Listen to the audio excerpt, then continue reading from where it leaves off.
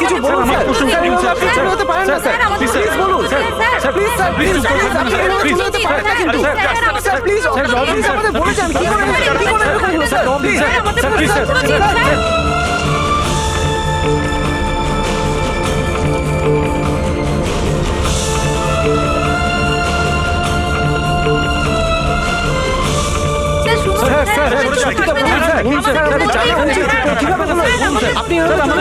আপনি please please sir, please থাকবেন না স্যার।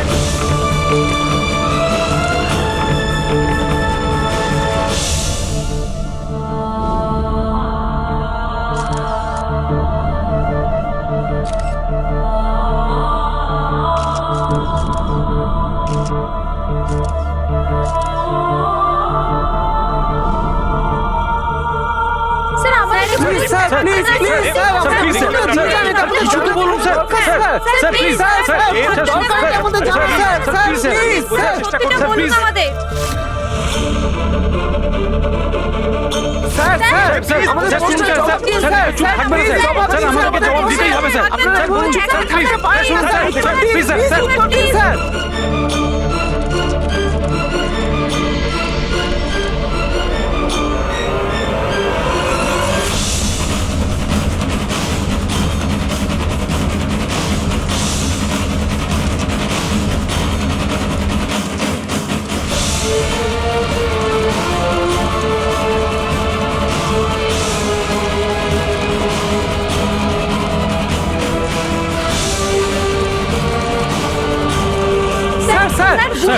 আপনাকে কেন গুলি চালাতে হলো স্যার, বলুন স্যার, বলুন কি কারণ ছিল যে আপনাকে গুলি চালাতে হলো স্যার, স্যার এটা আমাদের জানা দরকার, প্লিজ আমাদেরকে বলুন স্যার, স্যার স্যার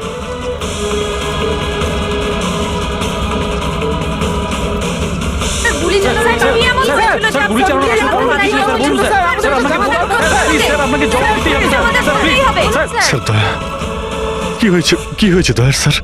এরা বলছে যে আমি নাকি ওকে গুলি করেছি। ওরা মিথ্যে বলছে, আমি জানি যে দয়া।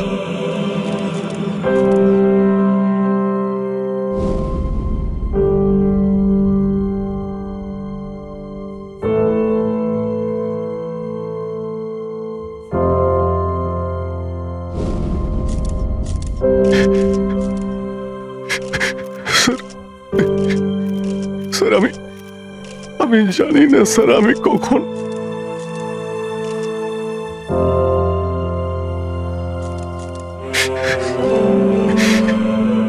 দয়া।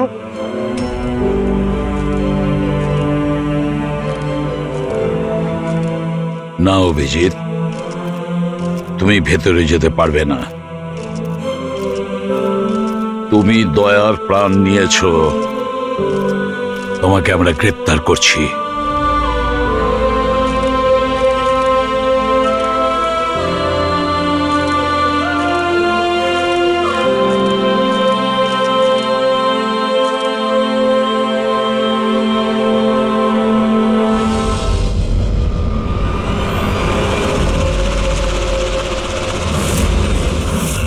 স্যার, যার খুন হয়েছে তার নাম ডিকে, একজন প্রাইভেট ডিটেকটিভ। ওর কাজের লোক লাশটা দেখেছে সকালে।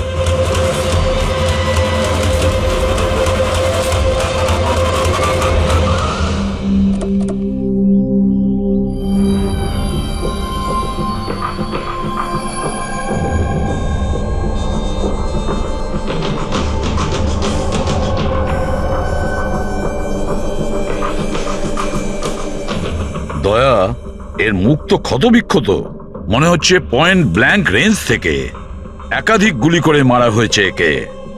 স্যার, এই রুমের জিনিসপত্র সব ঠিকঠাক জায়গায় আছে, কিছুই হয়নি। মনে তো হচ্ছে না এখানে কোনো হাতাহাতি হয়েছে।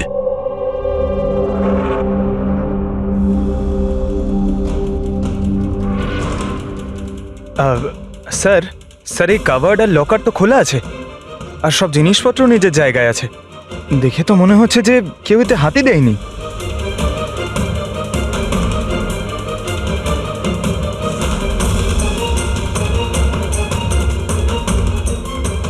স্যার, টাকা আর গয়না যেকে সেই আছে। মনে হয় উনি যা চাইছিল সেটা পেয়ে গেছে। স্যার, গুলি।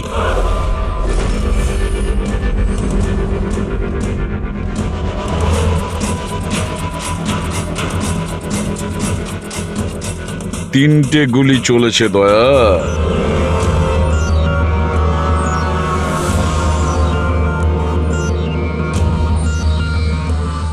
স্যার, হ্যাঁ বলো ফেডরিক। স্যার এই জানলাটার কাঁচ সরানো হয়েছে, তার মানে খুনি এখান থেকেই পালিয়েছে। হ্যাঁ, একটা কাজ করো ফেডরিক, এখান থেকে ফিঙ্গারপ্রিন্ট তোলো। স্যার, হ্যাঁ দয়া। ডিকের মোবাইল ফোনটা দেখুন স্যার। মরার আগে ডিকে কোনো সঞ্জয়কে 3বার কল করেছে। সঞ্জয়? ওই সঞ্জয়কে আপনি চেনেন? না সাহেব। রাত 1টা থেকে 2:30-এর মধ্যে 3বার। সঞ্জয়ের ডিটেল বের করো স্যার। আর হ্যাঁ দয়া, অভিজিৎ তো এখনো এলো না, তুমি ওকে ফোন করে বলনি এখানে আসতে ক্রাইম সিনে? হ্যাঁ স্যার, বলেছিলাম। মনে হয় কোনো জ্যামে আটকে গেছে। জ্যামে আটকে গেছে? ওকে ফোন করো আর বলো এখানে তাড়াতাড়ি আসতে। স্যার। হ্যাঁ।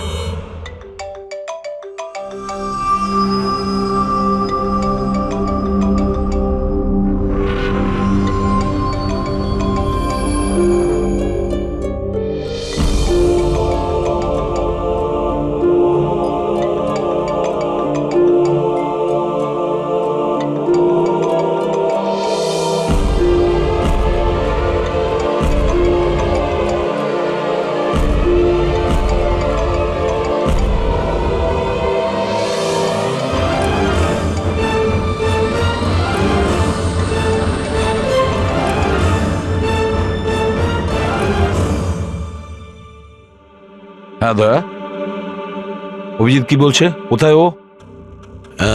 স্যার, মানে ওর শরীর খুব একটা ভালো না স্যার। ও ডাক্তারের কাছে যাবে, তারপর ওখান থেকে সোজা বিউরোতে যাবে। কোনো প্রবলেম আছে? না স্যার, কোনো প্রবলেম নেই। বুঝতে পারছি না, অভিজিৎ দিল্লি থেকে আসার পর কেমন অদ্ভুত আচরণ দেখছি ওর মধ্যে।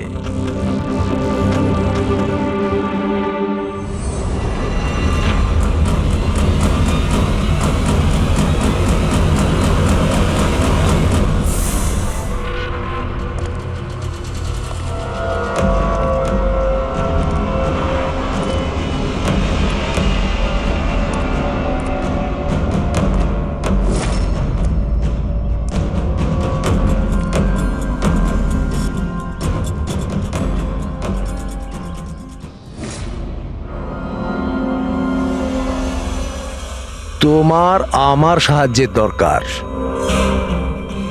তোমার? হ্যাঁ? আরে ভাই, তুমি হলে গিয়ে সিআইডি অফিসার।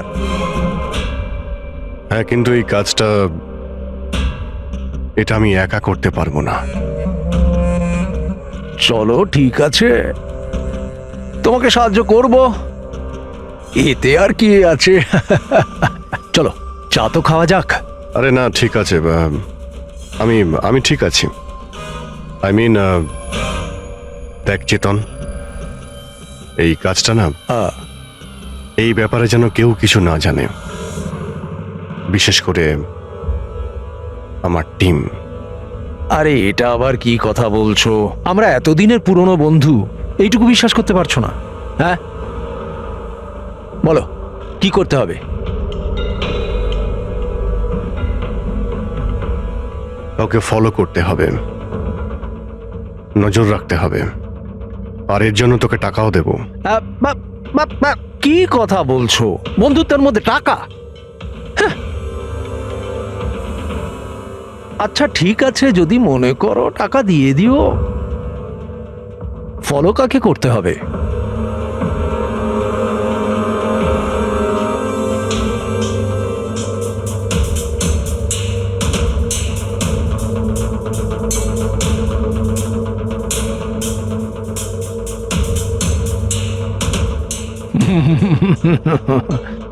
অভিজিৎ, মনে হচ্ছে তুমি ভুল করে ভুল ছবি দিয়ে দিয়েছো। ভুল ছবি আমি দিইনি, একেই তোকে ফলো করতে হবে। এ কোথায় যায়, কি করে, কার সঙ্গে দেখা করে, সবকিছু রাত 10টা থেকে সকাল 6টা পর্যন্ত। আর প্লিজ কোনো প্রশ্ন করবি না, যা বলেছি তাই করবি, ব্যাস। ওকে? ওকে।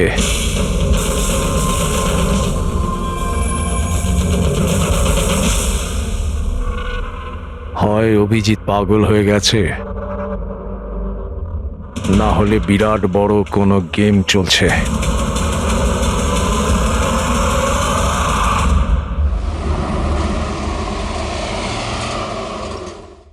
কি কি বলছেন? ও খুন হয়ে গেছে? মরার আগে ডিকে শেষবার ফোনে আপনার সঙ্গে কথা বলেছিল মাঝরাতে।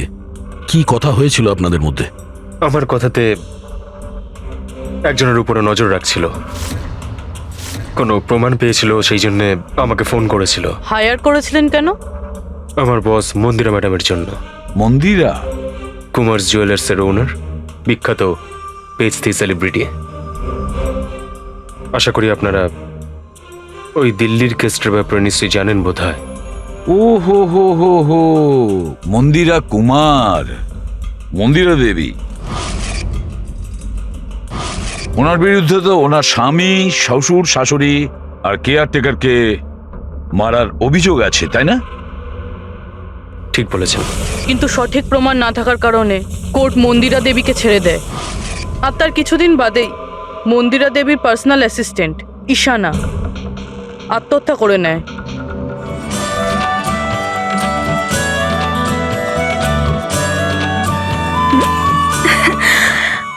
তুই হাই, আজও লেট হয়ে গেলি না? তাড়াতাড়ি যা, সঞ্জয় স্যার তোর ওয়েট করছে কখন থেকে। ও গড, সঞ্জয় স্যার তো তাড়াতাড়ি কেন চলে আসলেন? এসেও পড়েছেন আর খুব রেগে আছেন। মাই গড, তুই আমার ব্যাগটা সামলা, আমি এক্ষুনি আসছি।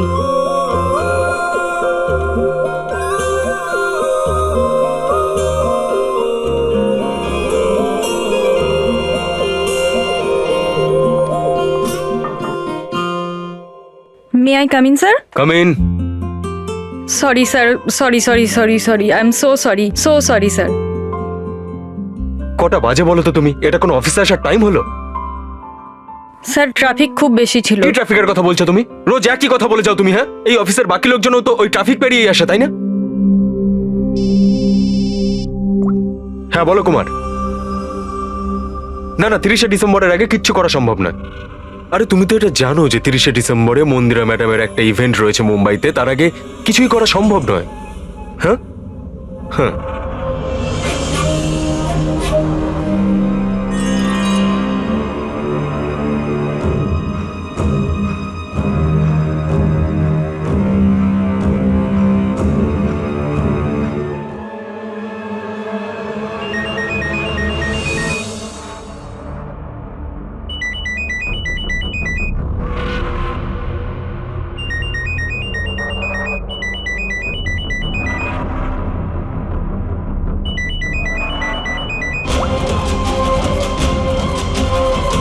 ঠিক আছে।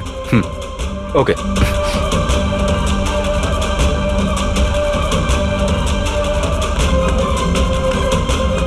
কি হলো? হ্যাঁ, কি হয়েছে নাকি? বাইরে ওভাবে কি দেখছো?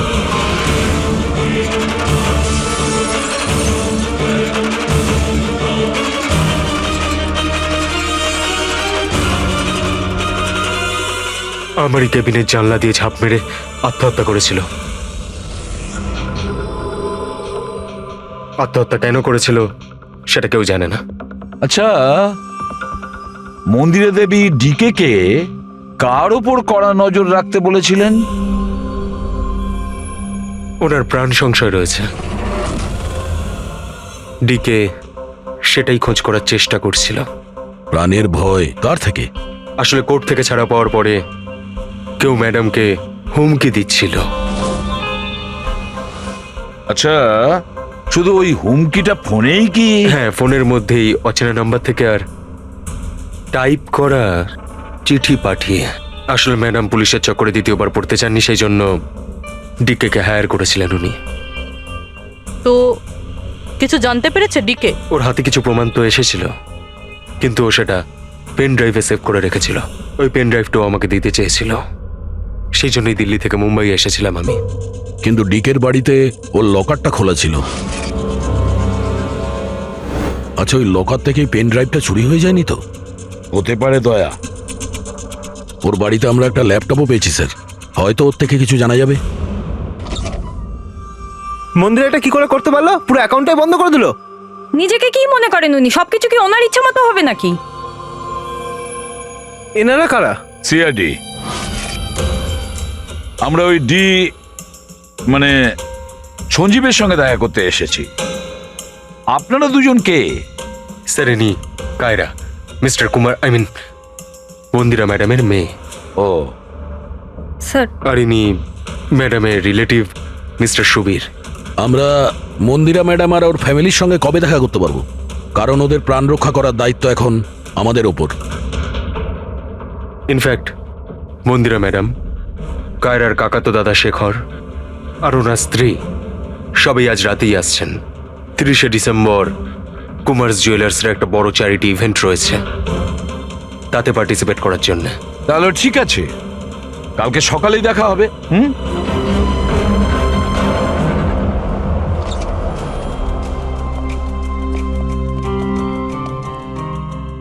এসব কি হচ্ছে? সিআইডি আমাদের পার্সোনাল ব্যাপারে ঢুকছে কেন?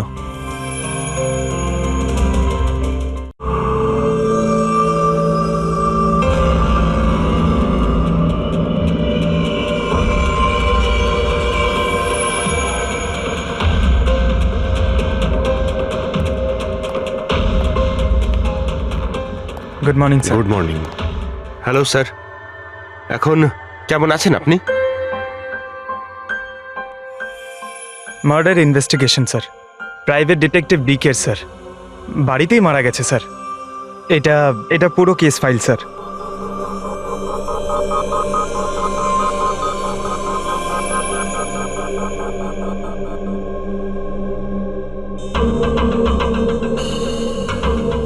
স্যার, এই ছবিগুলো ওর বাড়ির ছবি, এগুলো ওরই বাড়ির ছবি এটা। আর এখানেই ওর মার্ডার হয়েছে, তাই না?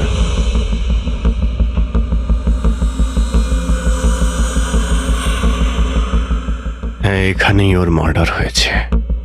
পঙ্কজ, ঘুরিয়ে কেন জিজ্ঞেস করছেন? আমরা এইমাত্র তো সেটাই বললাম। সেটাই তো স্যার, মনে হচ্ছে ওনার শরীর এখনো ঠিক হয়নি, কোনো গন্ডগোল মনে হচ্ছে sir.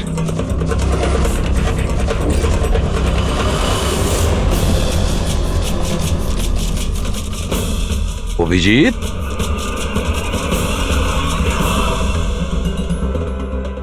Good morning sir.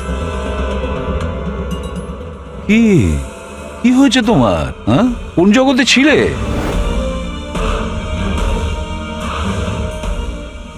Abhijit, তোমার শরীর খারাপ ছিল না? তাহলে ডক্টরের কাছে যাওয়ার কথা ছিল, এখানে কেন?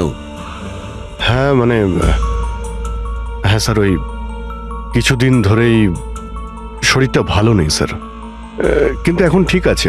I am better now. Yeah, গোলমাল চলছে।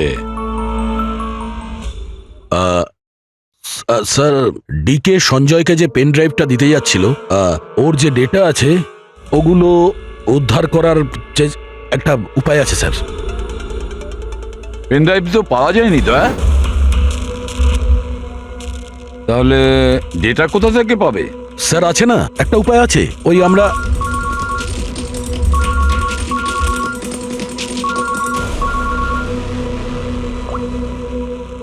হ্যাঁ বলো সালুকে। হ্যাঁ,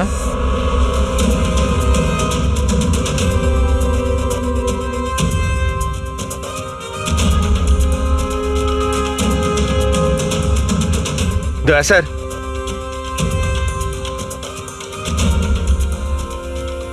স্যার অভিজিৎ স্যারের শরীর এখনো ঠিক মনে হচ্ছে না।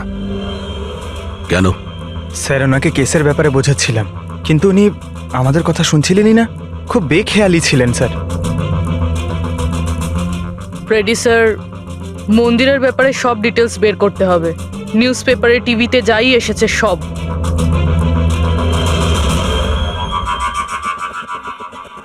বাড়িতে ঢোকার একটাই রাস্তা আছে, মেন গেট।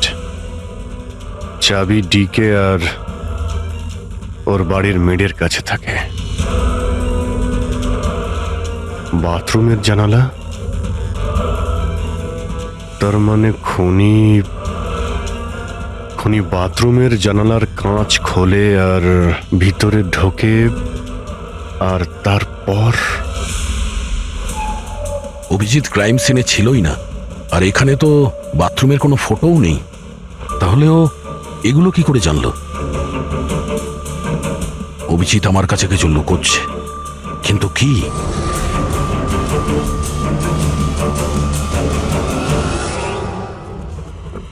ডিকের কম্পিউটার থেকে যে ডেটাগুলো ডিলিট হয়েছে সেটা ওর অনলাইন অ্যাকাউন্ট থেকে বের করা যেতে পারে। বাস একবার এই পাসওয়ার্ডটা ম্যাচ হয়ে যাক।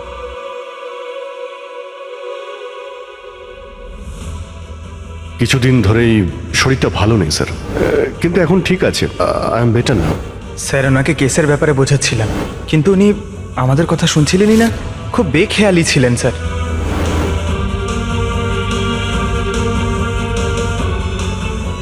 Yes sir, sir password match হয়ে গেছে।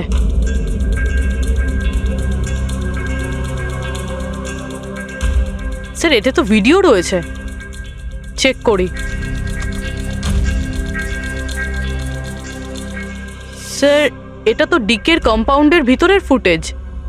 এর মানে ওখানে সিসিটিভি ক্যামেরা আছে? আছে না, ছিল। আমাদের পৌঁছানোর আগেই কেউ বার করে নিয়েছে। কিন্তু বের কে করেছে? অন্য ভিডিওটা দেখো।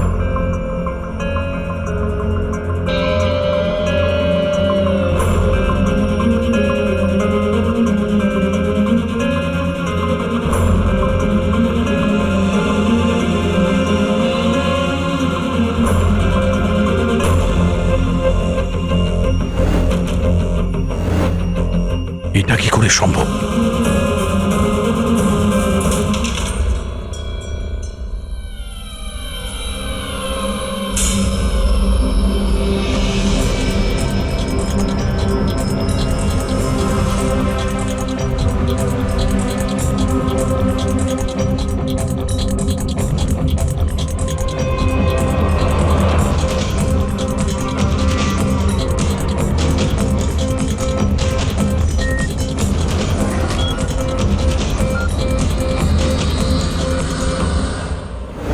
ডক্টর সালুকে আপনি খুব ভালো করে ক্রস চেক করেছেন তো?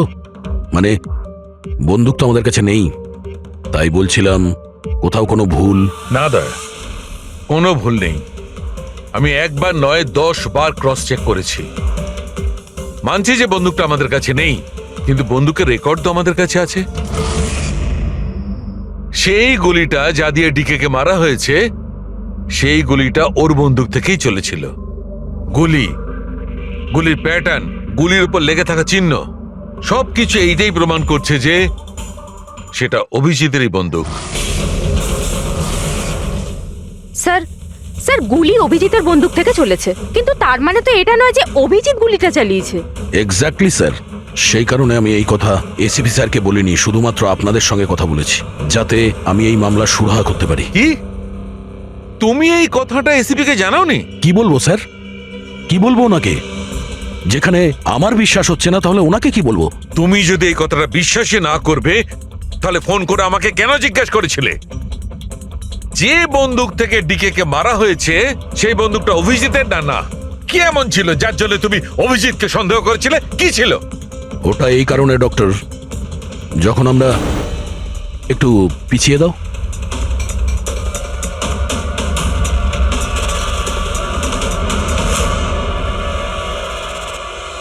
অভিজিৎ ডিকের বাড়িতে, আর দয়া তারপরেও তুমি অভিজিৎকে বাঁচানোর চেষ্টা করছো। দেখো দয়া, অভিজিৎ আর তোমার বন্ধুত্বকে আমি খুবই শ্রদ্ধা করি, তার কদরও করি, কিন্তু ডিউটি, নিজের দায়িত্ব, সব সম্পর্ক সব বন্ধুত্ব থেকে বড় হয় না। আর এই কথাটা নিশ্চয়ই আমি তোমাকে বুঝিয়ে বলতে যাব না।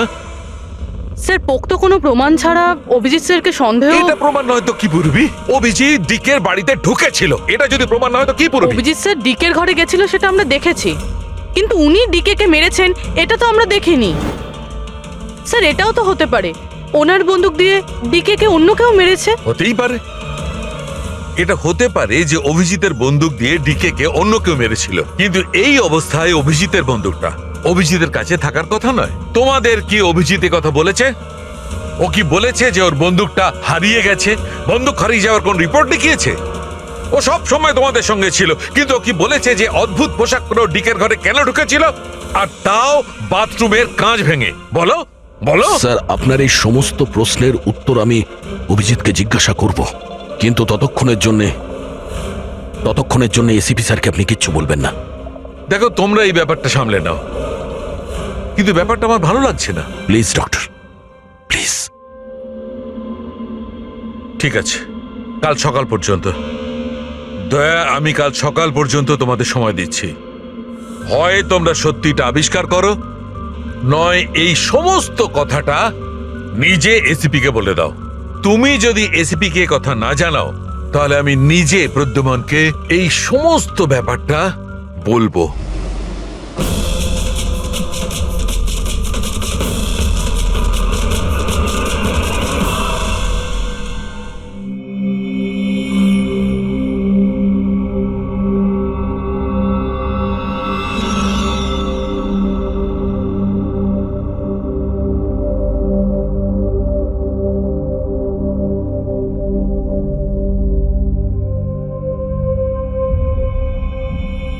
আধ ঘন্টার বেশি হয়ে গেল, 10টা থেকে 10:30 হয়ে গেল, এখনো আসেনি। সারা রাত মনে হয় অপেক্ষা করতে হবে।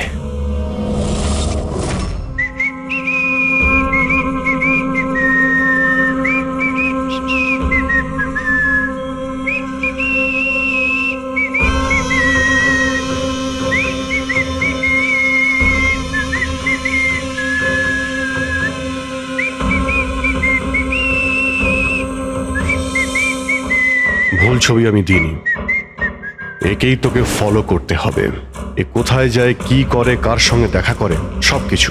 রাত 10টা থেকে সকাল 6টা পর্যন্ত। এটা অভিজিৎ? ওর কি হলো? এরকম সেজেছে কেন?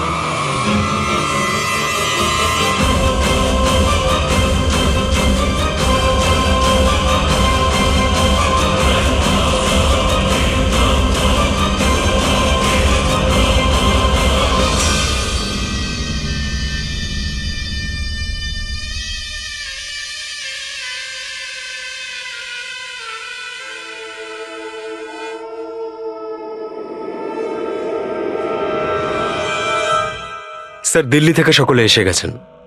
মন্দিরা ম্যাডাম, আমারা মন্দিরা ম্যাডামের দাওরের বউ। কায়রা, মন্দিরা ম্যাডামের সৎ মেয়ে।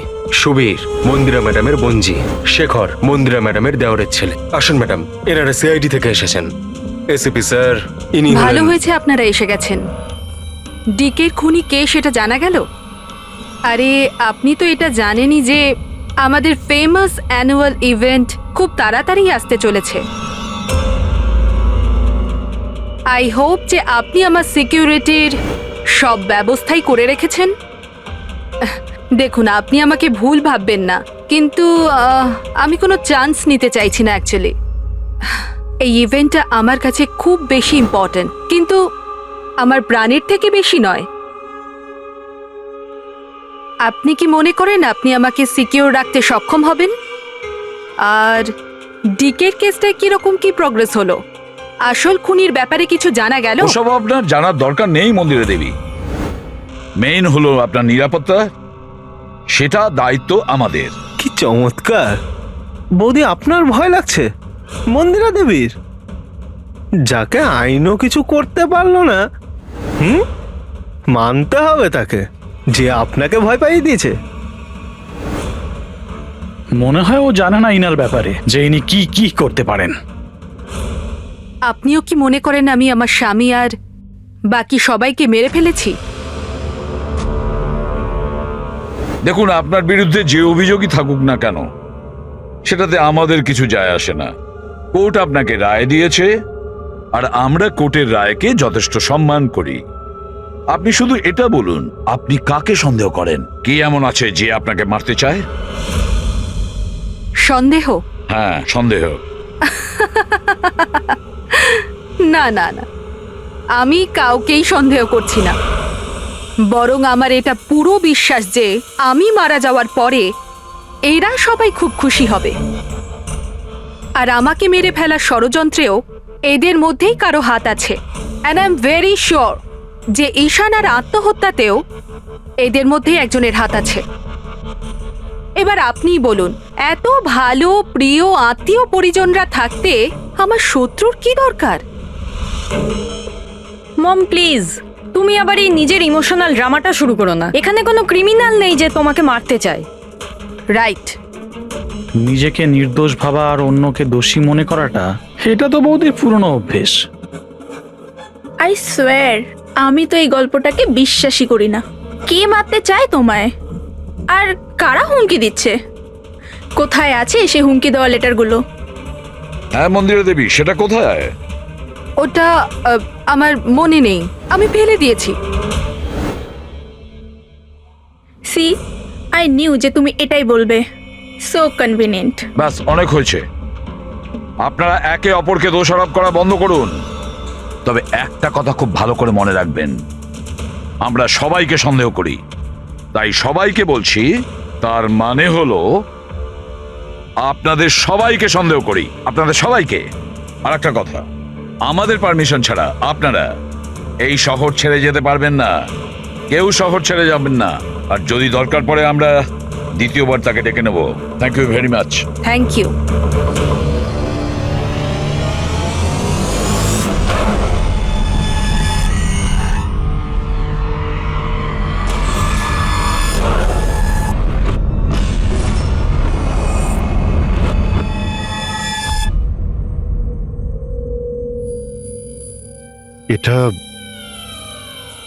এটা আমি?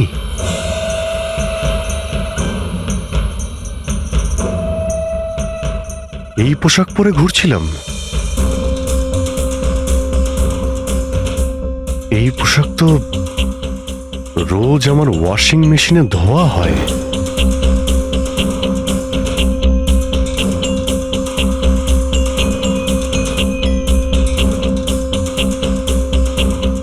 আর এই জুতো, এগুলো এত নোংরা যেন আমি পরেছি। কিন্তু আমার মনেই নেই যে এই পোশাক আমি কখন পরেছি। সত্যি আমার কি হচ্ছে আমার সাথে? এই গাড়িতে কে আছে? হ্যাঁ, কার সঙ্গে আমি কথা বলছিলাম? না, আমি দেখিনি। তুমি কথা বলছো, তুমি সেটা জানবে। আর তুমি আমাকে চিনতেই পারলে না? আরে তোর যদি সুইসাইডই করার হয় তাহলে তুই অন্য কোনো বড় গাড়ির সামনে জানা। আমার সামনে কেন এসেছিস? কিভাবে কথা বলছো? এরকম সেজে ঘুরছো কেন তুমি? এই, ইট ইজ মাই স্টাইল, টনির স্টাইল। তুই কে? আমি কে? আমাকে চেনো না? হ্যাঁ, আর এই টনিটাকে? আরে টনি আমি আবার কে? আরে অভিজিৎ, দেখো, কোনো কেসের জন্য তুমি যদি এরকম করে থাকো আমাকে বলে দাও। এভাবে ভয় দেখিও না। সরা, হাত সরা। কে অভিজিৎ? কিসের কেস? আর তুই কি বলছিস কিছুই আমার মাথায় ঢুকছে না। আমার নাম হলো টনি। টনির সঙ্গে পাঙ্গা নিবি না, বুঝেছিস? সরে যা আর আমাকে যেতে দে। চল।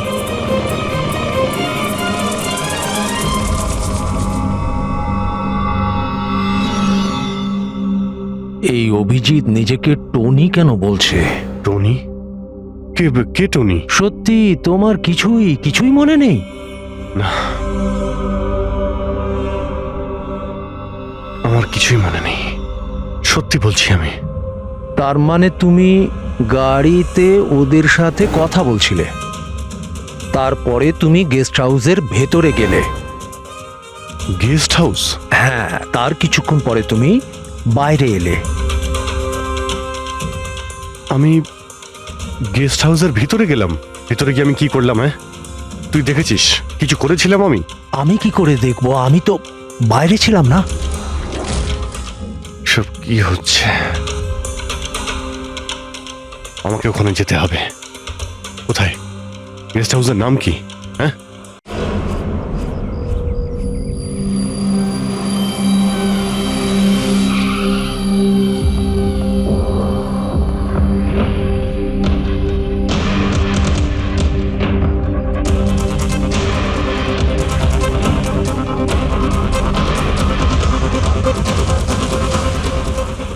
স্যার, রক্ত।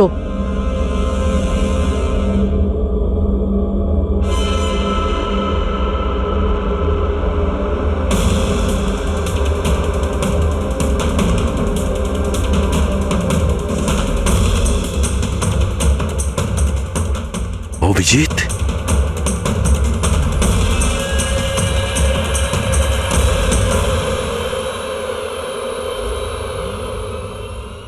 দয়া, তুমি এখানে? তোমার ফোন ট্র্যাক করে, আর এই প্রশ্ন তো আমিও তোমাকে করছি অভিজিৎ, তুমি এখানে কি করছো?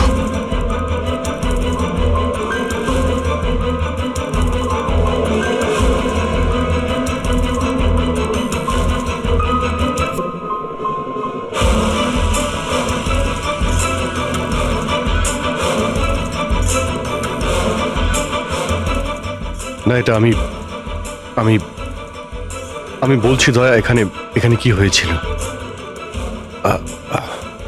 অভিজিৎ, এখানে কি হয়েছে ওটা তো আমি দেখছি, তুমি বলো কে করেছে এটা? হ্যাঁ, তো তুমি এদের দুজনকে মেরেছ? আমি? অভিজিৎ, তোমাকে কিছু জিজ্ঞাসা করলাম, তুমি মেরেছ এদের? স্যার স্যার স্যার, আপনি অভিজিৎ স্যারকে দোষ দিচ্ছেন। আমার দোষ দেওয়ার কোনো ইচ্ছা নেই পুরবী, তুমি নিজে দেখছো না এখানে দুটো লাশ পড়ে আছে, রক্তে ভেসে গেছে, আর সিআইডি অফিসার অভিজিৎ লাশের মধ্যে থেকে এই ব্যাচটা তুলছে, বা এটা বলতে পারো প্রমাণ চুরি করছে। অভিজিৎ, আমি তোমাকে আবার জিজ্ঞাসা করছি, তোমার সাথে অপরাধীদের মতো ব্যবহার করতে আমাকে বাধ্য করো না। কি করবো দয়া, আমি কি বলবো? যদি আমি বলি যে এই কাজটা আমি করিনি, তুমি মানবে? যদি বলি যে আমি জানি না যে আমি করেছি নাকি করিনি, আই নো আমি ভুলভাল বলছি, কিন্তু কিন্তু তোমরা তো আমাকে চেনো। অভিজিৎ, আমার সামনে যে প্রমাণগুলো পড়ে আছে ওগুলো দেখে আমরা কিছু বলতে পারবো না। আমাকে আমার ডিউটি করতে হবে।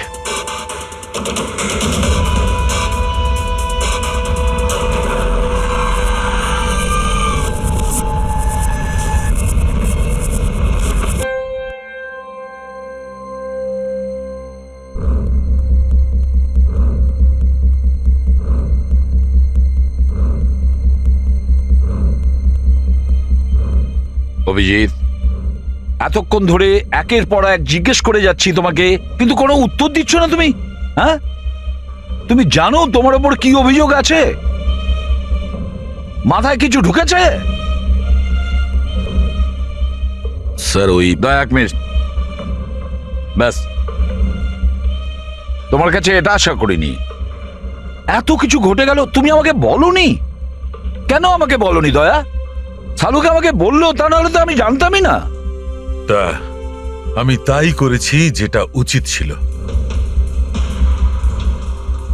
বলো অভিজিৎ, তুমি কি এই খুনটা করেছো?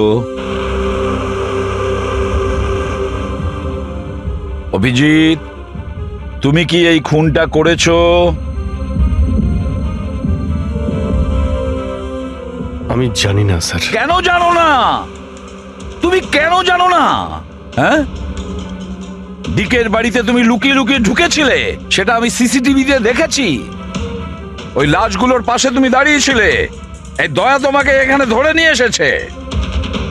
ডিকে আর বডিগার্ডের উপরে যে গুলিটা চলেছে সেটা তোমার গান থেকে চলেছে, ওই গান থেকে চালানো হয়েছে। আর তুমি বলছো তুমি কিছুই জানো না? আমার চোখের ওপর চোখ রেখে তুমি বলো, বলো তুমি এই খুন করোনি, বলো তুমি এইগুলো কিছুই জানো না। বললাম তুমি জানি না স্যার, আমি কিছুই জানি না স্যার। সরি। কি বলবো আপনাকে, আমি কি বলবো স্যার? যখন আমি বুঝতেই পারছি না যে আমি ডিকের বাড়িতে কেন গিয়েছিলাম, কি করে সমস্ত খুন আমার বন্দুক থেকে হচ্ছে, আমি জানি না স্যার। স্যার আমি তো ডিকিকে চিনি না, ওর বডিগার্ডদের আমি চিনি না, আমি মন্দিরাকেও চিনি না, আমি তো স্যার নিজেকেও চিনি না। আমি কোথায় যাই, কি করি, কার সঙ্গে দেখা করি, আমি কিছুই জানি না। গত কয়েকদিন ধরে আমার সঙ্গে এইরকমই হচ্ছে স্যার, কিন্তু আমি কিছুই বুঝতে পারছি না। সারাদিন সব ঠিকই থাকে, রাতে বাড়িতে যাই, খেয়ে দিয়ে ঘুমিয়ে পড়ি, আর যখনই সকালে উঠি তখন অদ্ভুত জামা কাপড় পরা দেখি, অদ্ভুত জুতো দেখি, যেগুলো আমার নয়। জানি না কি করে আমার বাড়িতে চলে আসে। ড্রেসগুলো ওয়াশিং মেশিনে ধোয়া হয়েছে, জুতোতে মাটি লেগে থাকে, এমনটা মনে হয় যেন আমি ওগুলো ব্যবহার করেছি, কিন্তু আমি বুঝতে পারি না। নিজেকে খুব ক্লান্ত লাগে, এমন মনে হয় যেন আমি সারা রাত জেগেছিলাম, অথচ আমি কি করেছি আমার কিছুই মনে থাকে না। মনে হয় প্রতিদিন আমার 6 থেকে 7 ঘন্টা হারিয়ে যাচ্ছে, যার ব্যাপারে আমি কিছুই জানি না। আপনি বলছেন আমি ডিকের বাড়িতে গিয়েছিলাম, হতে পারে, কিন্তু আমি জানি না। আমি ডিকে আর ওর বডিগার্ডদের মেরেছি কিনা আমি জানি না। আমি মন্দিরাকে মারার চেষ্টা করেছি সেটাও আমি জানি না। আমি কি করেছি, কেন করেছি, আমি কি করতে চলেছি, আমি কিছুই জানি না স্যার, আমি কিছুই জানি না।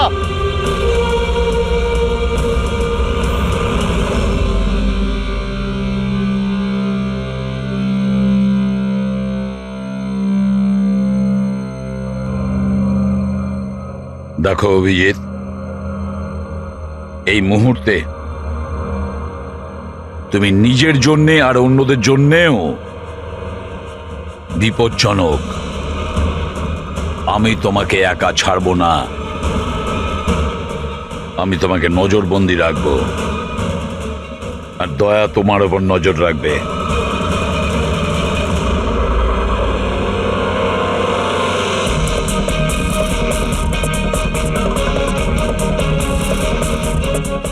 দয়া, স্যার,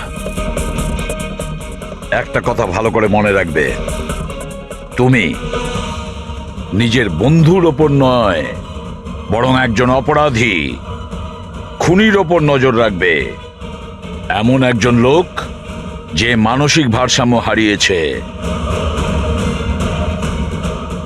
আজ থেকে এই কেসের তদন্ত আমি নিজে করব, আর তুমি অভিজিৎকে আটকাবে কোনো অপরাধ করা থেকে, আর তার জন্য যদি অভিজিতের ওপর গুলিও চালাতে হয়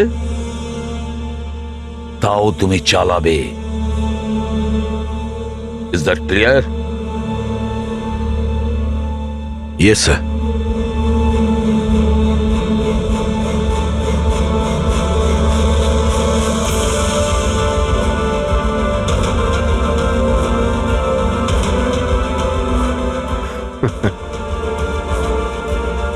হাত করা পড়িয়ে দাও ভাই।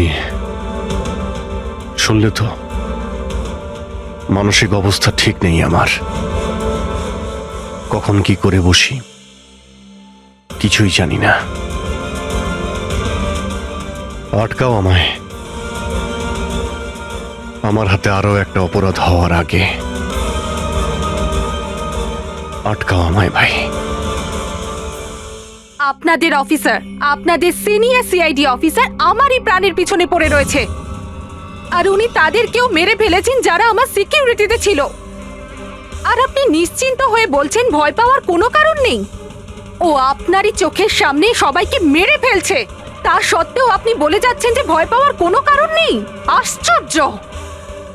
আপনি শুধু এটা বলুন, আমি আপনাদেরকে আর কি করে বিশ্বাস করব? আজ আপনাদের একজন অফিসার সিরিয়াল কিলার বেরিয়েছে, কাল আবার অন্য কেউ বেরিয়ে ব্যাস আসবে। মন্দিরা দেবী, অনেক হয়েছে, অনেক কথা বলে ফেলেছেন। আমাদের ইন্সপেক্টর অভিজিৎ একজন সৎ এবং সাহসী অফিসার। নিজের দেশকে রক্ষা করার জন্য, সাধারণ মানুষের রক্ষা করার জন্য নিজের প্রাণও দিতে পারে। সে কোনোদিন খুনি হতে পারে না। হ্যাঁ, ওর বিরুদ্ধে অভিযোগ আছে, তিনটে খুনের অভিযোগ আছে। আপাতত এটা প্রমাণিত হয়েছে যে অভিজিৎ নিজের মানসিক ভারসাম্য হারিয়েছে। ও কি করছে ওর মনেই থাকে না, কার সঙ্গে দেখা করছে, কি বলছে, আর যখন নর্মাল হয়ে যায় কিছুই মনে থাকে না। তার মানে এই নয় যে ও একজন খুনি। আমি জোর দিয়ে বলতে পারি যে আপনার জীবন বিপন্ন, আর তাও আপনার এই আত্মীয় স্বজনদের কারণে। এক্সকিউজ মি, সব প্রমাণ আপনাদের অফিসারের বিরুদ্ধে পাওয়া গেছে, আর সন্দেহ আপনারা আমাদেরকে করছেন। হ্যাঁ, আমি সবাইকে সন্দেহ করছি। উনি তো আপনারই অফিসার, আপনি তো ওকেই বাঁচাবেন। এই 3টে খুনই কিন্তু ইন্সপেক্টর অভিজিতের গান থেকে চলা গুলিতেই হয়েছে। আর আপনি বলতে চাইছেন যে এই কাজটা আমাদের মধ্যে কেউ করে থাকতে পারে? আরে আমাদের কাছে আপনার ওই অফিসারের গানটা কোথা থেকে আসবে? শেখর বাবু, খুব তাড়াতাড়ি আমরা খোঁজ নিয়ে নেব যে ইন্সপেক্টর অভিজিতের গান আপনার কাছে কিভাবে গেল। আর মন্দিরা দেবী, আপনাকে একটা রিকোয়েস্ট করি, 30শে ডিসেম্বর আপনার যে ইভেন্টটা আছে সেটা ক্যান্সেল করবেন না।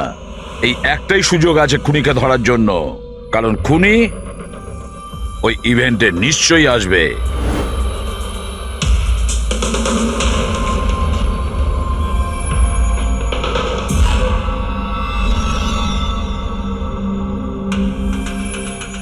স্যার স্যার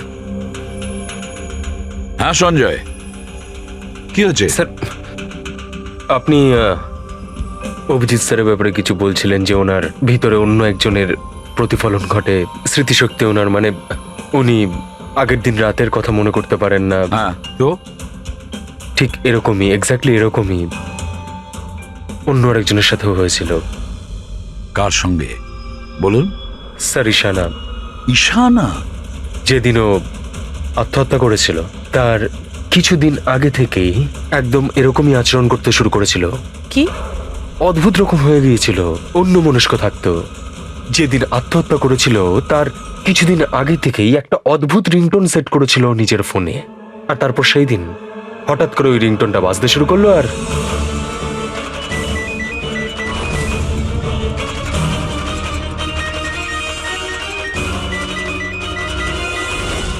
স্যার, ওকে দেখে মনে হচ্ছিল ও যেন নিজের মধ্যেই নেই। স্যার, অভিজিৎ স্যারও তো দিল্লি থেকে ফেরার পর এইভাবেই বিহেভ করছে।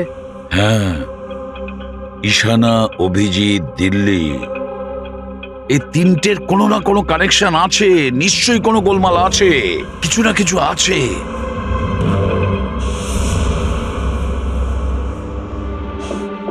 কফি। আরে খেয়ে নাও ভাই, কিছুই মেশাইনি। আমি এখানেই আছি, পালিয়ে যাচ্ছি না। অভিজিৎ, তুমি এই কথাগুলো লুকিয়েছো কেন আমাদের থেকে? লুকোতে হয়েছিল ভাই, কি করব আমি? আমি কিছুই বুঝতে পারছিলাম না যে আমি কি করব, আমার সঙ্গে কি হচ্ছে। যেখানে আমি নিজেই কনফিউজ, আমি সেখানে কি বলবো তোমাকে? সেই জন্যে, আর কোনো ব্যাপার নয়। আমার ওপর ভরসা ছিল না নাকি? আমাকে যোগ্য ভাবনি যে আমি তোমার কোনো সাহায্য করতে পারি? কি ভাই, এসব কি বলছো তুমি? ব্যাপারটা এরকম নয়। তাহলে বলনি কেন? আমার তো মনে হচ্ছে আমি তোমাকে চিনি না। এই মুহূর্তে আমি যার সঙ্গে বসে কথা বলছি সে অভিজিৎ নাকি অন্য কেউ?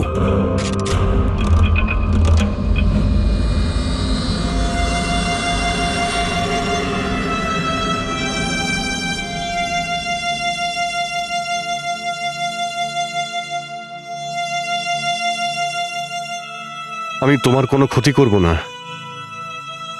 অভিজিৎ হই বা টনি, স্বপ্নেও তোমার কোনো ক্ষতি করব না। বন্দুক দেখানোর দরকার নেই। বিষয়টা তা নয় যে তুমি আমার কোনো ক্ষতি করবে। বিষয় এটা যে আমি এখানে শুধুমাত্র আমার ডিউটি করছি, আর আমি কোনো চান্স নিতে চাই না। আমি তো তোমাকে হয়তো চিনি না।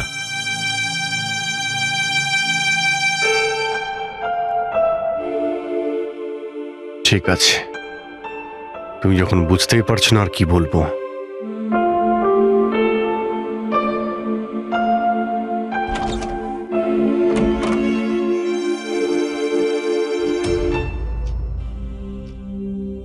ডক্টর মহেশ, আমি আপনাকে পুরো ব্যাপারটা জানিয়েছি। এবার আপনি বলুন আপনার কি মনে হচ্ছে। দেখুন, এক্ষুনি আপনারা যেটা বললেন যে এই অভিজিৎ আর ঈশানার ব্যাপারে, এটার থেকে তো একটা ব্যাপার একদম পরিষ্কার যে দুজনের কন্ডিশনই একদম সমান। Artificially induced split personality. এটাকে যদি সোজা ভাষায় আপনাদের বোঝাই তাহলে এই কন্ডিশনে পেশেন্টের মস্তিষ্কে তার এই নিজের ব্যক্তিত্ব ছাড়াও অন্য আরও একটা ব্যক্তিত্ব প্ল্যান্ট করা হয়, যেটা কোনো বিশেষ কারো আদেশ বা নির্দেশ অনুযায়ী চলাচল করে। আর এটাকে এমনভাবে সেট করা হয় যাতে ওই ব্যক্তিত্ব বিশেষ ধার্য করা সময়ে বিশেষ ধরনের ট্রিগার পেলে ওই ব্যক্তিত্বকে সম্পূর্ণ প্রভাবিত করে। আর যতক্ষণ এই প্রভাব চলতে থাকে সে পুরনো ব্যক্তিত্বের বিষয়ে না তো কিছু জানতে পারে আর না তার সেই পুরনো ব্যক্তিত্ব সম্বন্ধে কিছু স্মরণে থাকে। এটা হলো মানুষের মস্তিষ্ক। এই মস্তিষ্কের দুটো ভাগ রয়েছে। সচেতন মস্তিষ্ক মানে কনসাস স্টেট অফ মাইন্ড, যার মধ্যে আমরা এখন আছি। অচেতন মস্তিষ্ক মানে semi conscious state of mind, মানে যখন আমরা ঘুমিয়ে থাকি তখন সক্রিয় হয়। আর কখনো কখনো জেগে থাকার সময়ও কোনো নেশার বা কোনো ওষুধের প্রভাবেও আমাদের অচেতন মস্তিষ্ক সক্রিয় হয়ে ওঠে। সচেত আর অচেত দুটো অবস্থাতেই মস্তিষ্ক ভিন্ন ভিন্ন কাজ করে, কিন্তু এই অবস্থাতে দুটো মস্তিষ্কই যা চিন্তা করে, কোনো কথা বা কোনো স্মৃতি সব সেভ করে নেয়। সচেত মস্তিষ্কের মধ্যে সেভ করা কথাবার্তা আমাদের অনেক বছর ধরে মনে থাকে, কিন্তু অচেত মস্তিষ্কে সেভ করা কথাবার্তা আমাদের মনেই থাকে না। ডক্টর মহেশ, এটা একটা হিপনোটাইজের মতো সম্মোহন, যাতে মানুষের মস্তিষ্ককে পুরো কন্ট্রোল করে যা কিছু করানো যায় রোবটের মতো, আর পরে কোনো বিশেষ আওয়াজ করে ওই সম্মোহনটাকে ভেঙে দেওয়া যায়। মানুষের কিছুই মনে থাকে না। না না না ডক্টর সালুকে, সম্মোহন একদম আলাদা প্রক্রিয়া। সম্মোহন অবস্থায় আপনি মানুষকে ততক্ষণই কন্ট্রোল করতে পারেন যতক্ষণ সে সম্মোহিত আছে। সম্মোহিত অবস্থা থেকে একবার বেরিয়ে আসার পর তাকে আবার সম্মোহিত করতে হয়। এখানে ব্যাপারটাই পুরো আলাদা। এখানে মানুষের মস্তিষ্কে একটা ঘটনা যা আদৌ ঘটেইনি, একটা ব্যক্তি যার কোনো অস্তিত্বই নেই, তাকে ওই মানুষের মস্তিষ্কের ভিতরেই প্ল্যান্ট করা হয়। তার মস্তিষ্কে এই কথাটাই ফিট করা হয়। আচ্ছা, তার মানে এত কিছু অভিজিতের সঙ্গেও ঘটেছে। কোনোভাবে অভিজিৎ ওই ট্রিগারগুলো পেয়ে যায়, যার কারণে টনি জেগে যায়। Exactly sir. রাতে অভিজিৎ ঘুমিয়ে পড়ার পর নিশ্চয়ই কোনো না কোনো আওয়াজ শুনতে পায়, যেটা ওই টনির জন্য একটা ট্রিগারও হতে পারে। হয়তো ওই আওয়াজটা শুনেই টনি জেগে যায়, কিন্তু অভিজিৎ সেখানেই ঘুমিয়ে থাকে। টনি জেগে যায় যে টনি আসলে খুনি, একজন বদমাশ, একজন অপরাধী। আর অভিজিৎ যাদেরকে চেনে ও তাদের কাউকেই চেনে না। যদি এটাই হয়তো অভিজিতের ভেতরে টনিকে কোনোভাবে কমেন্ট দেওয়া হয়েছে মন্দিরাকে মেরে ফেলার জন্য, তাহলে 30শে ডিসেম্বর ইভেন্টে টনি এর পরিণাম দেখতে চায়। মন্দিরাকে মেরে ফেলার চেষ্টা করবে 2 দিন পরেই, 30শে ডিসেম্বর।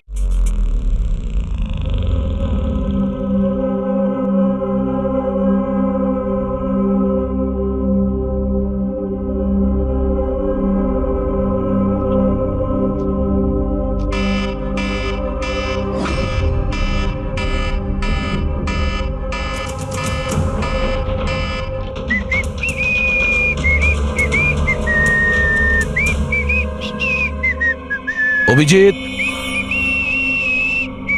অভিজিৎ, কোথায় তুমি?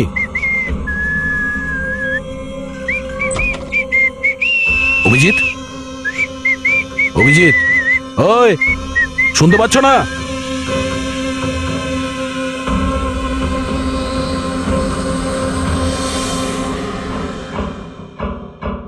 কে রে তুই?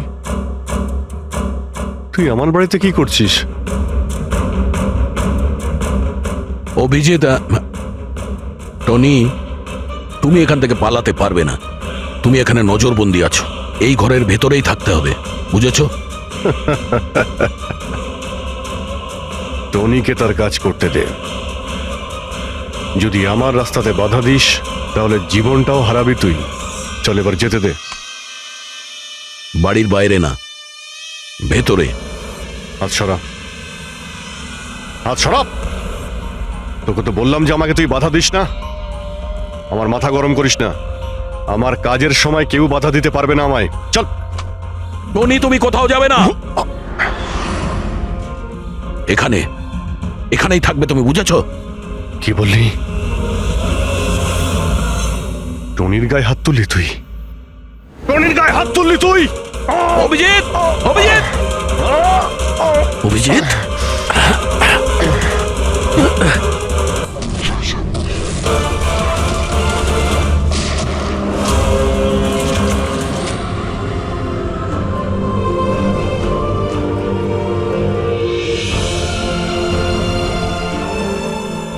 স্যার, দয়া, কি হয়েছে? কি হয়েছে দয়ার স্যার?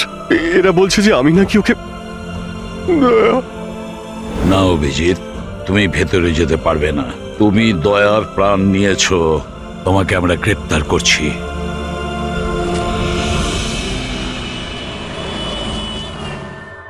ঈশানার ফোন রেকর্ডে ডক্টর তানিয়ার নাম কয়েকবার এসেছে।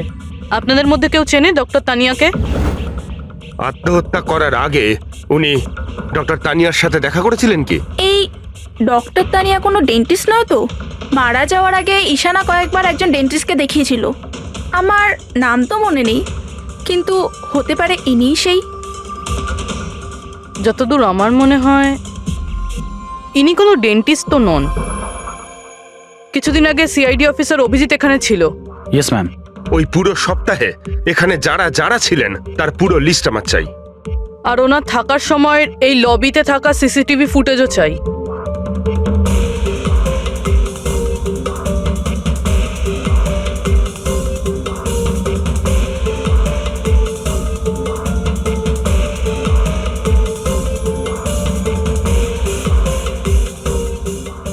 এক মিনিট পজ করুন। এই মহিলাকে যার সাথে অভিজিৎ স্যার কথা বলছে? পুরবি, এই লিস্টটাতে ডক্টর তানিয়ার নাম আছে। উনি এখানেই ছিলেন যতদিন অভিজিৎ স্যার এখানে ছিলেন। মনে হচ্ছে ওই মহিলাই। কি নাম এই মহিলার? ম্যাম, ডক্টর তানিয়া সপ্তাহখানেক ধরে এখানেই ছিলেন। স্যার, এই তানিয়ার সাথে দেখা করতেই হবে। স্যার, তানিয়া মুম্বাইয়ের প্যারাডাইস হোটেলে রয়েছে। টিকিট পাবো না আমি মানেটা কি? লুক, আমাকে এক্ষুনি ইন্ডিয়া থেকে বাইরে যেতে হবে। Do you understand? Yes. Doctor Tania? হ্যাঁ, আপনি কে? ঈশানার বন্ধু, সিআইডি অফিসার পুরবী।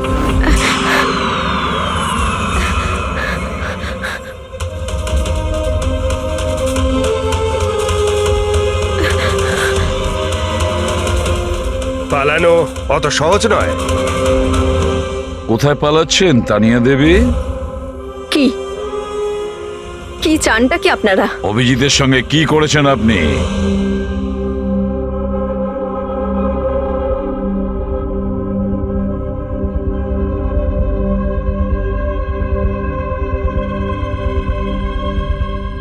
ঈশানা আর অভিজিতের ব্রেনের ওপর আমি এক্সপেরিমেন্ট করেছি। ঈশানাকে আত্মহত্যা করার জন্য আর অভিজিৎকে একটা মার্ডার করানোর জন্য আমি প্রোগ্রাম করেছিলাম। কিভাবে কিভাবে সেই প্রোগ্রামটা করেছেন? আর্টিফিশিয়ালি ইলিউশন স্প্লিট পার্সোনালিটির সাহায্যে আমি দুজনের ব্রেনটাকে সেট করি, আর নিজের সেট করা শিডিউলের অনুযায়ী এই দুজনকেই এরকমভাবে প্ল্যান করেছি যে কোনো রকমের আওয়াজ হোক বা রিংটোন বাজুক, আর যখনই আওয়াজ হোক না কেন ওদের সমস্ত অর্ডারগুলি মানতে হবে, যে কোনো উপায়ে। ওই ফোন নাম্বারটা যেখান থেকে ওনার কাছে ফোন আসে, কার নাম্বার সেটা? ওটা একটা পিসিও নাম্বার। ঈশানাই আমাকে এই নাম্বারটা দিয়েছিল অভিজিতের ব্রেনে ফিট করার জন্য। কি বললেন আপনি? অভিজিৎকে এসব করার জন্য ঈশানা আপনাকে বলেছে? হ্যাঁ। আর ঈশানা যে আত্মহত্যা করেছে সেটা কি, সেটার কারণ কি? ওটা আসলে ঈশানা নিজেই বলেছিল আমাকে করতে। হোয়াট? হ্যাঁ, বলেছিল তো ঈশানাই, বাট আই এম শিওর নিশ্চয়ই এর পেছনে কোনো না কোনো কারোর হাত আছে, যার বিষয়ে আমি জানি না। কেন? সে কেন এগুলো করবে? হয়তো ওর কোনো দুর্বলতা ছিল। যে করেই হোক অভিজিৎকে ওই পরিস্থিতি থেকে বের করতে হবে। নিয়ে চলো একে। চলো। ও বাইরে বেরোতে পারবে না। কেন? আমি অভিজিতের ব্রেনকে প্রোগ্রাম করেছি। সম্মোহন নয়, যে ইচ্ছে হলো আর ভেঙে দিলাম। আমি অভিজিতের ব্রেনের মধ্যে একটা খুনিকে প্ল্যান করেছি, টনিকে।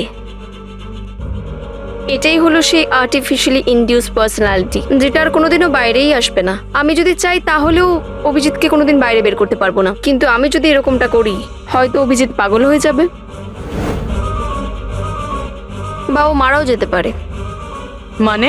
মানে যখনই ট্রিগার হবে টনি মন্দিরাকে মেরেই ছাড়বে, আরও ততক্ষণ থামবে না যতক্ষণ না সত্যিকারের মেরেই ফেলছে মন্দিরাকে। আর এসবের মধ্যে যে আসবে সেই মারা যাবে। মন্দিরাকে মারার জন্য ট্রিগারটা কি? কি ট্রিগার আছে অভিজিতের জন্য? ঈশানার কেসের ট্রিগার ছিল একটা রিংটোন, আর অভিজিতের কেসের ট্রিগার হলো একটা রিমাইন্ডার টোন, একটা বিশেষ ধরনের বিপ, যেটা আমি অভিজিতের মোবাইলে সেট করে দিয়েছি। হ্যাঁ, অভিজিৎ মন্দিরাকে কিভাবে মারবে? কি প্রোগ্রাম সেট করেছো তুমি বলো? ও ততক্ষণ মন্দিরাকে ছুরি দিয়ে স্ট্যাপ করতে থাকবে যতক্ষণ না ও মন্দিরের অনেক রক্ত দেখে ফেলছে। কটা নাগাদ প্রোগ্রাম সেট করা হয়েছে? 10টা নাগাদ। মাই গড, 2 ঘন্টা বাকি আছে। গ্রেপ্তার করো একে।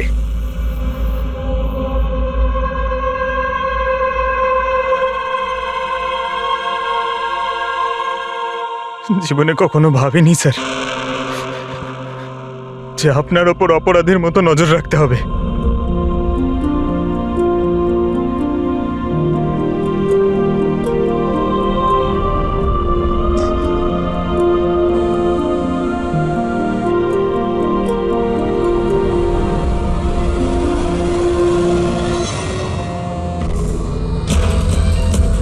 পঙ্কজ, ড্যাম ইট, ফোনটা ধরো।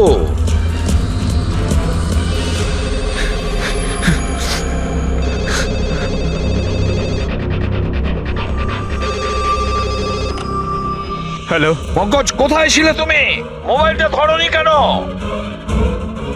সরি স্যার, আমার ফোন সাইলেন্টে ছিল। স্যার আমি এখানেই আছি অভিজিৎ স্যারের কাছে। শোনো আমার কথা, এক্ষুনি তুমি অভিজিতের ফোনটা সুইচ অফ করো। কি স্যার, ফোন সুইচ অফ করবো? ওর ফোন সুইচ অফ করো যেভাবে আমি বলছি, এখনই, এই মুহূর্তে। অভিজিৎ স্যারের ফোন স্যার? পঙ্কজ, প্রশ্ন করো না, যা বলছি তাই করো। অভিজিতের ফোন বন্ধ করো। দেখো, হাতে আমাদের সময় নেই। অভিজিৎ যে কোনো সময় খুনি হয়ে যেতে পারে। যাও তাড়াতাড়ি। না না,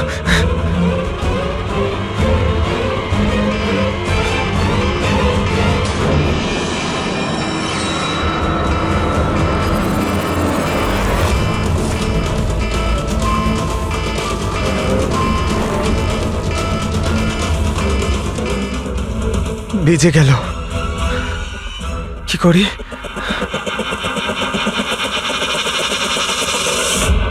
অভিজিৎ স্যার, অভিজিৎ স্যার কোথায় গেলেন? Abhijit sir, Abhijit sir,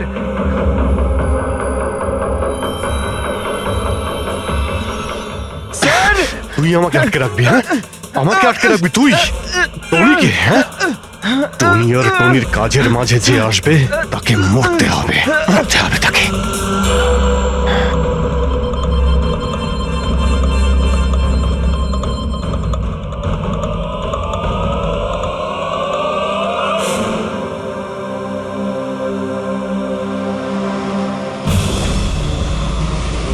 sir, এখানেই চ্যারিটি ইভেন্টটা হবে।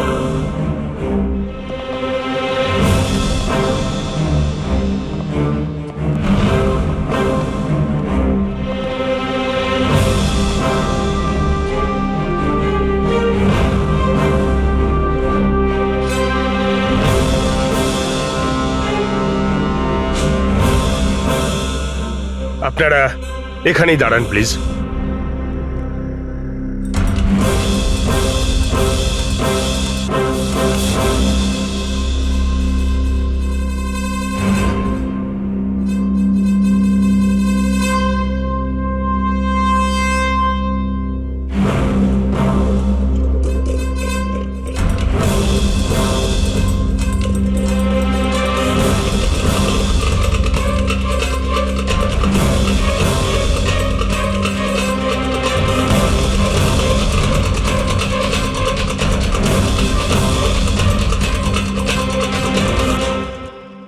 হ্যালো লেডিস অ্যান্ড জেন্টলম্যান, প্রত্যেক বছরের মতো এই বছরের সন্ধ্যাটাও খুবই গুরুত্বপূর্ণ।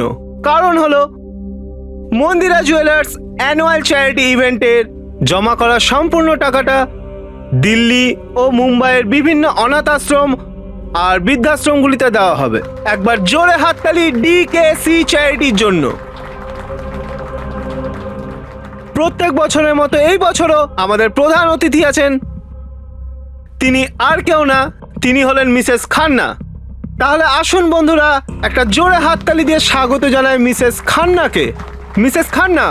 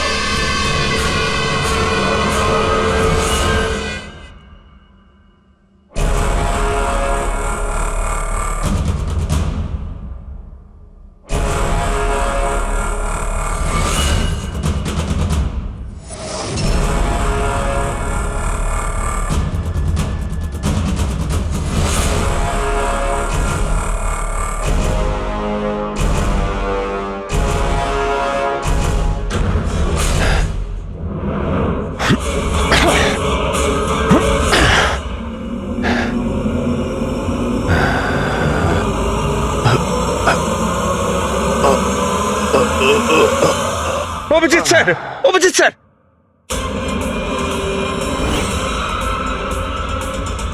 স্যার, স্যার,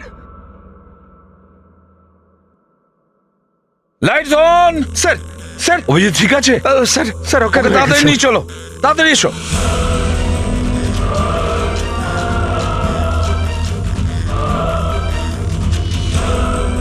দরজা খুলুন।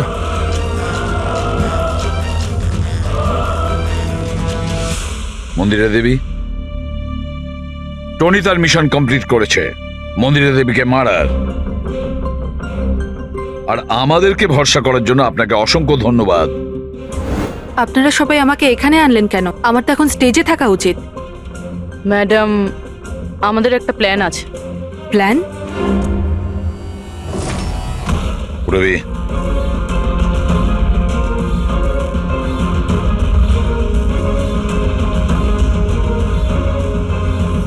Lights off. মন্দিরা দেবী,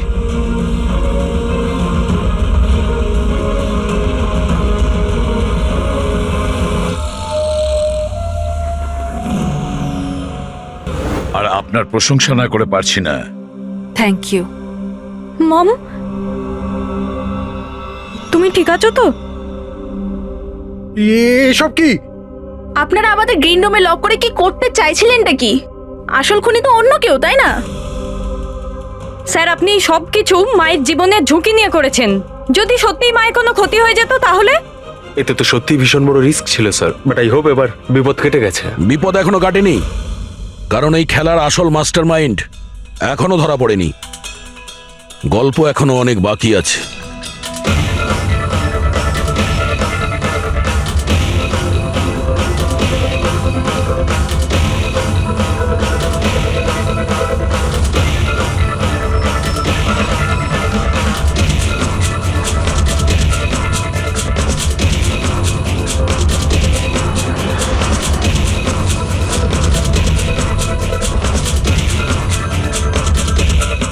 কি হলো? আমাকে দেখে ভালো লাগলো না? কখনো কখনো খুনি পর্যন্ত পৌঁছানোর জন্য আমাদের অ্যাক্টিং করতে হয়। তার মানে ওনার মৃত্যুর খবরটা নাটক ছিল? আমার মৃত্যুতে খুনি খুব খুশি হয়েছিল যে ও জিতে গেছে, আর ওই সুযোগটাই আমরা কাজে লাগিয়েছি। আমরা মন্দিরা দেবীকে বাঁচানোর চেষ্টা করছিলাম, আর দয়া মাস্টার মাইন্ডের পিছনে লেগেছিল। কিন্তু আসল মাস্টার মাইন্ডটা কে?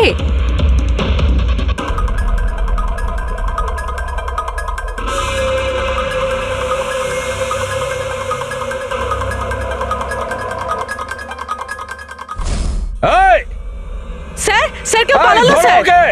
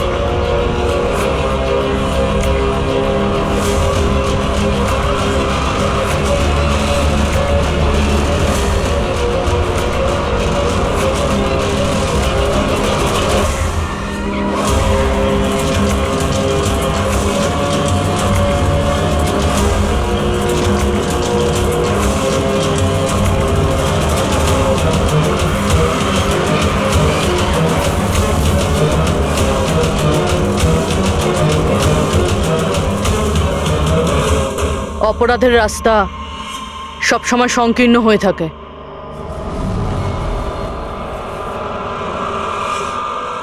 তুমি এটাই ভাবছো যে আমরা কি করে জানলাম যে তুমি খুন করেছো?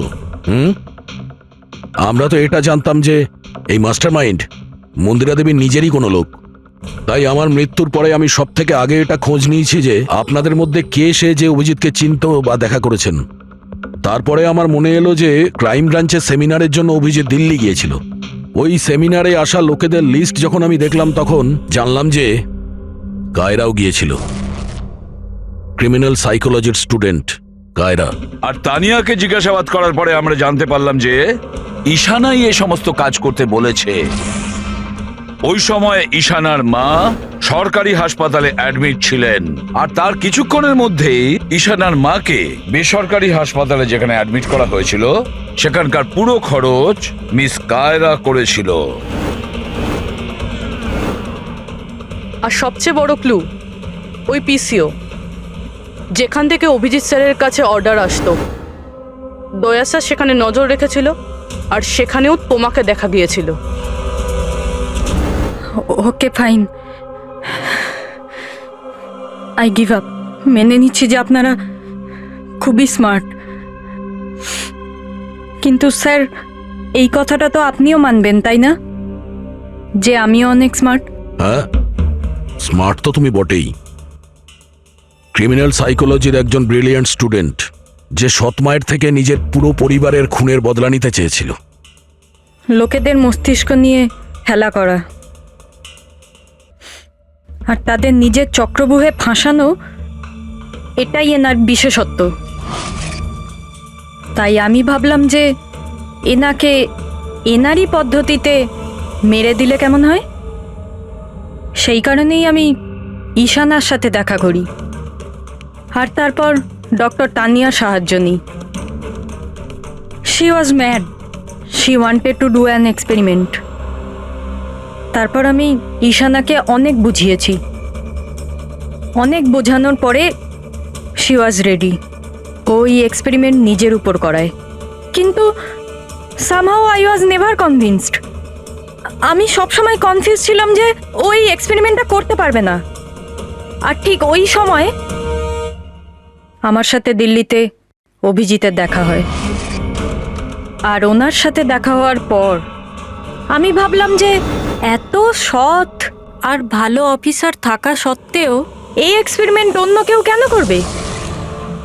তারপর আমি আর ডক্টর তানিয়া অভিজিৎকে ব্যবহার করি।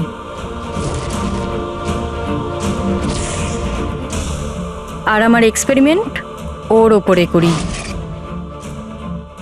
আর ঈশানা আমাদের কোনো কাজে ছিল না, তাই ওকে আমাদের রাস্তা থেকে সরিয়ে ফেলি। ডিকে আর ওই দুজন বডিগার্ড, ওরা তোমার কি ক্ষতি করেছিল? ওদেরকে কেন মেরেছো? এটা এই কারণে করেছি যাতে সমস্ত দোষ অভিজিতের উপর চলে আসে। আর অভিজিতের গান থেকে বুলেট নেওয়ার জন্যে টনি ছিল তো ওর মাথার মধ্যে। হি ওয়াজ দেয়ার।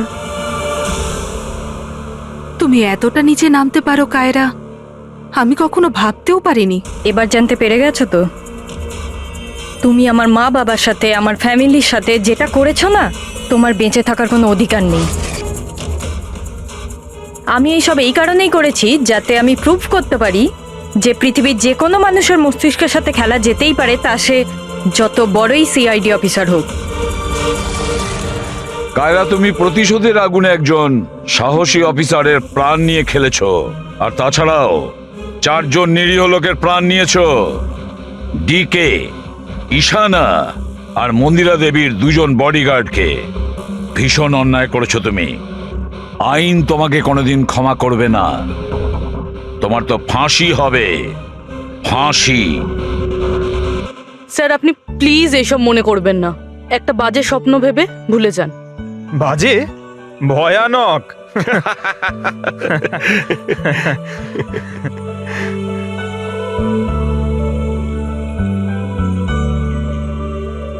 বস, হ্যাঁ বলো সালুকে, বলো।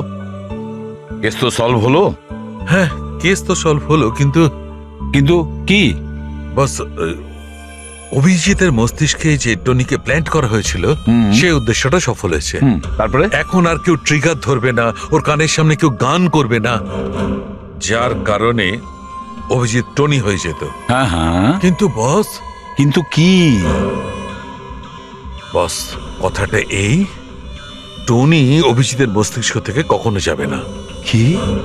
টনি অভিজিতের পার্সোনালিটির অংশ হয়ে গেছে বস। কেউ জানে না যে কবে, কখন, কোথায় সামনে এসে যাবে।